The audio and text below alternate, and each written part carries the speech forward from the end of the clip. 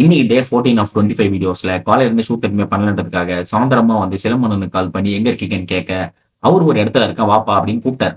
போனா அந்த இடத்துல விண்டேஜ் பைக் எல்லாம் ரிப்பேர் பண்றாங்களாம். சோ அந்த இடத்த ஒரு ரவுண்ட் அடிக்கிறப்பதான் இந்த மாதிரி சில வண்டிகள் எல்லாம் காமிச்சாரு. ரஜினி ஓட்டின வண்டி ஸ்டண்ட் அடிப்பாரு இந்த வண்டிகள் தான் அதிகமா.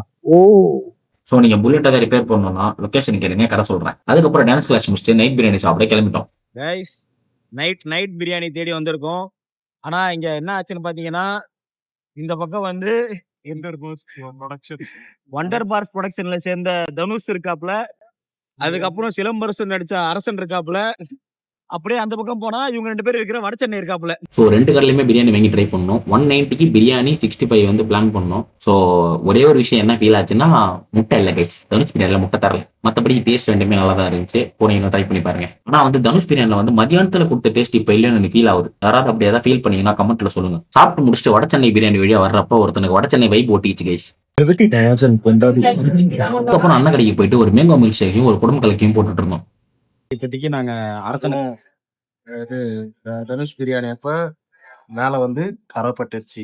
Note the point. எப்படா கரடா அடுத்த படத்தோட இந்த மாதிரி ஜோக்கெல்லாம் எனக்கு எப்பதான் புரியும்னு தெரியல. ஸோ அதை யோசிச்சுட்டு வீட்டுக்கு வந்து மல்லாக்க படுத்து தூங்கி விட்டேன்.